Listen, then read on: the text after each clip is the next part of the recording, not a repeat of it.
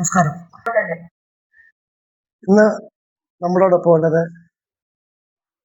ഒരുപാട് വേദികളിൽ ശബ്ദ മാധുര്യം കൊണ്ട് സംഗീതത്തിന്റെ മാസ്മരിക ലോകത്തേക്ക് പ്രേക്ഷകരെ ആനയിച്ച പ്രിയ കലാകാരി ശ്രീമതി സൗമ്യ കെയർ ആണ്. നമസ്കാരം സൗമ്യ. സൗമ്യയുടെ ഒരുപാട് പാട്ടുകൾ പല മേഖലയിൽ നിന്ന് ഞാൻ കേട്ടിട്ടുണ്ട്. സൗമ്യ സംഗീതം പഠിച്ചതാണ്? സംഗീതം പഠിച്ചിട്ടുണ്ടോ എന്ന് ചോദിച്ചാൽ ഞാൻ 1 വർഷം മാത്രമാണ് സംഗീതം പഠിച്ചിട്ടുള്ളൂ. ശാസ്ത്രീയമായി അങ്ങനെ ഒരു പഠനം എനിക്ക് മുന്നോട്ട് കൊണ്ടുപോകാൻ സാധിച്ചിട്ടില്ല.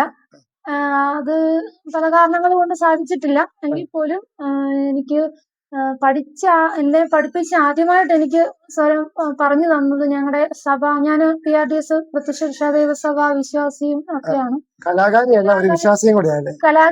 അതിലുപരി അത് അങ്ങനെയാണല്ലോ, നമുക്ക് ഭൗതികവും ആത്മീകവും എല്ലാം വേണമല്ലോ. രണ്ടിലും പ്രവർത്തിക്കുന്ന ഒരാളാണ് ഞാൻ. സോണലിന്റെ സമിതി അംഗമാണ്. അതുപോലെ തന്നെ അതിൽ തന്നെ ഞങ്ങൾക്ക് ഒരു ഗായക സംഘവും കാര്യങ്ങളൊക്കെ ഉണ്ട്. അതില് പ്രോഗ്രാം അവതരിപ്പിക്കുന്നുണ്ട്. അതുപോലെ തന്നെ എനിക്ക് അതിൽ നിന്നാണ് ഒരു സംഗീതത്തിന്റെ ഒരു വഴിയിൽ എനിക്കൊരു വെളിച്ചം ഉണ്ടായത്. അങ്ങനെ ഒരു ഇതിൽ നിന്നാണ്. പാടാനുള്ള കഴിവ് ഉണ്ടെന്ന് പാടാനുള്ള കഴിവ് കുഞ്ഞിലേ തൊട്ടേ എനിക്കുണ്ട്. കാരണം എന്നു വെച്ചാൽ അച്ഛന്റെ ഫാമിലിയിലും കലാകാരാണ് എല്ലാവരും. അമ്മയുടെ ഫാമിലിയിൽ തന്നെ പ്രൊഫഷണൽ സിംഗേഴ്സ് ഒരുപാട് പേരുണ്ട്. എല്ലാവരും പാട്ട് പാടുന്നവരും ഒക്കെയാ. എല്ലാവരും കലാകാരൊക്കെയാണ്. അപ്പൊ നമുക്ക് അപ്പനമ്മമാരായിട്ട് കിട്ടുന്ന ആ ഒരു പാരമ്പര്യമായിട്ട് വന്ന ഒരു കഴിവുണ്ട്. അതൊക്കെ പഠിക്കാനുള്ളൊരു സാഹചര്യം ഉണ്ടായില്ല. പിന്നെ അതിലുപരി ഞങ്ങൾ ഈ സഭാപരമായിട്ടൊക്കെ ഒരുപാട് കലാകാരുണ്ട് സഭയിൽ തന്നെ. ഇപ്പം എന്നെ ആദ്യമായിട്ട് സംഗീതം പഠിപ്പിച്ചെന്ന് പറഞ്ഞാല് മുക്കട വിജയൻ സാറാണ്. ആദ്യമായിട്ട് പാടുന്ന പാട്ട് ഓർമ്മയുണ്ടോ? ആദ്യമായിട്ട് ഞാൻ 1 വർഷം സംഗീതം പഠിച്ചതിന് ശേഷം ഞങ്ങളൊരു ഒരു പ്രോഗ്രാം വെച്ചായിരുന്നു. സഭയുടെ തന്നെ ഒരു കീർത്തനമാണ്. അത് പാടാനാണ് ഞാനിപ്പോ ആഗ്രഹിക്കുന്നത്.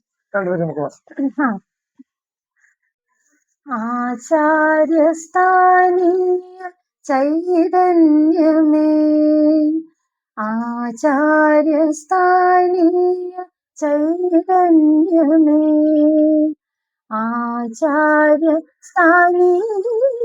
ചൈതന്യമേ, ആത്മീയ സാന്നിധ്യ സാരാംശമേ, പുതുയുഗ പുലരിക്കു വഴിയൊരുക്കി, പുതുയുഗ പുലരിക്കു വഴിയൊരുക്കി, പുലരൊളിയായി വന്ന മണിവിളക്കേ,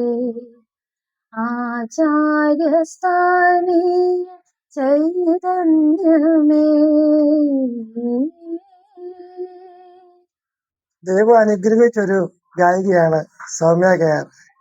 എന്തുകൊണ്ടാണ് സൗമ്യ പ്രൊഫഷണൽ ടീമിലോട്ടൊന്നും കയറാൻ?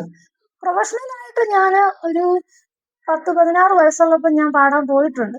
അതിലേക്ക് എന്നെ ആദ്യമായിട്ട് ക്ഷണിക്കുന്നത് നമ്മുടെ പാലാ കമ്മ്യൂണിക്കേഷനിലൊക്കെ പാടിക്കൊണ്ടിരുന്ന മധു മർക്കസ് എന്നും പറഞ്ഞ നമ്മുടെ തന്നെ ഒരു സുഹൃത്തും ഒക്കെ ആയിട്ടുള്ളൊരു ചേട്ടയ. അങ്ങനെ ഞാൻ അങ്ങനെ വേദികളിൽ പാടിയിട്ടുണ്ട്. പറ്റിയില്ല. ഞാൻ കഴിഞ്ഞ ദിവസം ഫേസ്ബുക്കിൽ യാദൃശ്യമായിട്ട് ഞാൻ നേരത്തെ പാടി ഫോണിൽ ഇട്ടിരുന്ന ഒരു വീഡിയോ ആണ്. ജസ്റ്റ് ഉമ്മ ഒന്ന് പോസ്റ്റ് ചെയ്തു. അത് ഒത്തിരി വ്യൂവേഴ്സ് ഉണ്ടായിരുന്നു. വൈറലായതല്ല എങ്കിലും അത്യാവശ്യം വ്യൂവേഴ്സ് ഉണ്ടായിരുന്നു. അതിന് നല്ല കമന്റ്സും ലൈക്കും ഒക്കെ കിട്ടി. അത് സഭയുടെ ഒരു പാട്ടാണ്. എനിക്ക് ഒരുപാട് ഇഷ്ടപ്പെട്ട ഒരു പാട്ടാണ്. അത് നമ്മുടെ ചാരിവേലി ദിവാകരൻ എന്ന് പറയുന്ന സഭയുടെ തന്നെ ഒരു എഴുത്തുകാരനാണ്. അദ്ദേഹം എഴുതിയൊരു പാട്ടാണ്. അത് ഞാൻ പാടാം. കിനാവിന്റെ ഉമേട കണ്ടു ഞാൻ എത്തുന്നു പൊൻകിനാവിന്റെ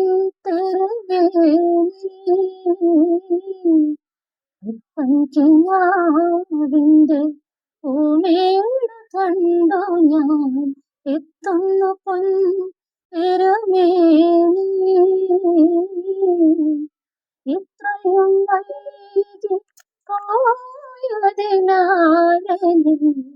ചിത്രവും നോക്കേറേപ്പോ, അശ്രുപുഷ്പവുമായി വിളിപ്പോ, കിനാവിന്റെ ഉമേട കണ്ടു ഞാൻ എത്തുന്നു പൊൻതിരുമേനി. സൗമ്യ വിവാഹിതയല്ലേ? വിവാഹിതയാണ്. എത്ര മക്കളുണ്ട്? 2 മക്കളാണ്, ആ. ആൺകുഞ്ഞുങ്ങളാണ്. ജീവിത സാഹചര്യമൊക്കെ വീടുണ്ടോ? താമസിക്കാൻ സ്വന്തം വീടൊക്കെ ഉണ്ടോ? താമസിക്കാൻ ഞങ്ങൾക്ക് സ്വന്തമായിട്ട് ഇപ്പൊ വീടില്ല. ഇല്ല. പിന്നെ വിവാഹം കഴിച്ച് വിട്ടെടുത്ത് സ്ഥലമുണ്ട്, ഉം. കാര്യങ്ങളൊക്കെ ഉണ്ട്. നമുക്ക് സ്വന്തമായിട്ട് വീടുണ്ടാവണം. ഇപ്പൊ വാടകയ്ക്കാണ് നിലവിൽ താമസിക്കുന്നത്. ആ, നമ്മള് ഒരുപാട് കലാകാരന്മാരെ ഫേസ്ബുക്കിലൂടെയും യൂട്യൂബിലൂടെയും നാടിന് പരിചയപ്പെടുത്തിയിട്ടുണ്ട്. ഒരു 3/4% കലാകാരന്മാരുടെ അവസ്ഥ വളരെ ദയനീയമാണ്, അല്ലേ? അതെ അതെ അതെ. ഞാൻ ചെയ്യാൻ പോകുന്ന മിക്ക കലാകാരന്മാർക്കും സ്വന്തമായിട്ടൊരു കിടപ്പാടമില്ല എന്നുള്ളതാണ് നമ്മളെ അലട്ടുന്ന വലിയൊരു വിഷയം. അവരുടെ ആ ദൈവം കൊടുത്തേക്കുന്ന ആ സ്വരം, ആ സൗണ്ട്, അത് സംഗീതമാക്കി മാറ്റി ജനങ്ങളിൽ എത്തിക്കുമ്പോൾ അവർക്ക് പിടിച്ചു നിൽക്കാനായിട്ടൊരു അടിത്തറ എന്നുള്ള ഒരു കിടപ്പാടമാണ്. മക്കളെ വളർത്തണം, പക്ഷെ നമുക്ക് സ്വന്തമായിട്ടൊരു തല കയറ്റാൻ ഒരു വീട് വേണമെന്നുള്ളതാണ്. അത് എല്ലാ വീഡിയോയിലും കലാകാരന്മാരായിട്ട് മുന്നോട്ട് പോകുമ്പോൾ അവതരിപ്പിക്കാനും പറയാനുള്ളതാണ്. കാരണം നമുക്ക് സൗമ്യനെ എങ്ങനെയായാലും നല്ലൊരു സ്വരത്തിൻ്റെ ഉടമയാണ്, കൈപിടിച്ച് ഉയർത്തണമെന്ന് ഞാൻ അഭ്യർത്ഥിക്കുകയും അപേക്ഷിക്കുകയാണ്. നമുക്കൊരു വിപ്ലവഗാനം കേട്ടാൽ വിപ്ലവഗാനം പാടാം. ആ. നല്ലൊരു നാളെ ഞങ്ങൾക്കായി തന്നു പോയവരെ, ഈ നാടിനു വേണ്ടി എല്ലാം മറന്ന ധീരനായകരെ, ചോര കൊണ്ടിതിഹാസം രചിച്ച ധീര സഖാക്കളെ, മറക്കുകയില്ലൊരു നാളും ഞങ്ങൾ രക്തസാക്ഷികളെ. ലാൽ സലാം, ലാൽ സലാം, ലാൽ സലാം, ലാൽ സലാം. സൗമ്യ, ഒരു വിപ്ലവഗാനം കൂടി പാടിയായിരുന്നു.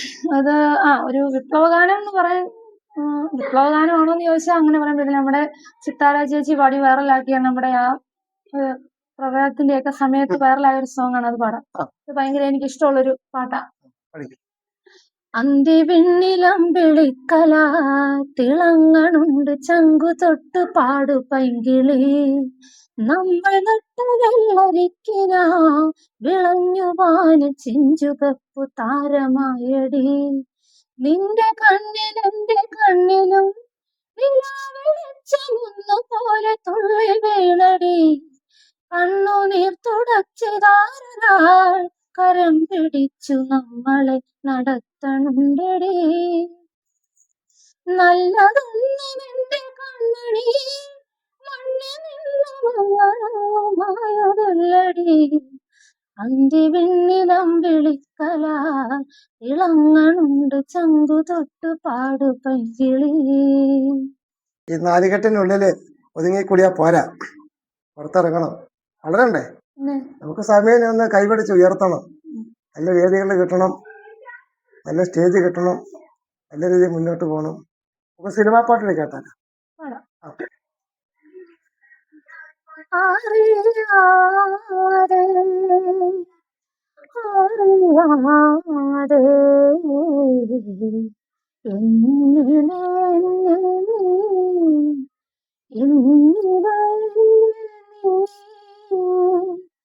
കവിതയായി വന്നു തുളുമ്പേ, അനുഭൂതി ധന്യമാ സാധനഭൂമിയിൽ നവനീത ചന്ദ്രിക പൊങ്ങി, അറിയാതെ അറിയാതെ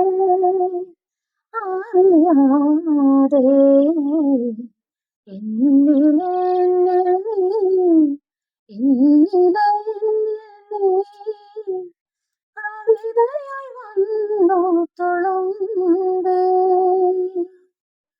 നല്ലൊരു സ്റ്റേജ് കിട്ടണം, നല്ലൊരു പ്രൊഫഷണൽ ടീമിൻ്റെ കൂടെ പാടാനുള്ള അവസരം കിട്ടണം. നമുക്ക് സൗമ്യനെ കുടുംബത്തിനെ കൈപിടിച്ച് ഉയർത്തണമെന്നാണ് എനിക്ക് പറയാനുള്ളത്. കലാകാരന്മാരുടെ എല്ലാ അവസ്ഥ എല്ലാ വീഡിയോയിലും പറയുന്നത് പോലെ എല്ലാവർക്കും അത്യാവശ്യം ഒന്ന് ചവിട്ടി നിൽക്കാനുള്ള ഭൂമിയാണ് ഒരു കിടപ്പാടുമാണ്. അതിനെ പ്രോത്സാഹിപ്പിക്കുക, അതിനെ വളർത്തിയെടുക്കുക കേരളത്തിൻ്റെ തനതായ രൂപവും ശില്പിയാണ് നിലനിർത്താൻ എല്ലാവരും ഒത്തൊരുമിച്ച് ചെയ്യണമെന്ന് ഞാൻ അഭ്യർത്ഥിക്കുന്നു. സൗമ്യ, ഒരുപാട് നന്ദിയുണ്ട്. തിരക്കേറിയ ജീവിതത്തിൽ നമുക്ക് അല്പം 10 മിനിറ്റ് നമ്മളോട് സമയം ചെലവഴിച്ചതിൽ ഒരുപാട് നന്ദിയുണ്ട്. നന്ദി, നമസ്കാരം.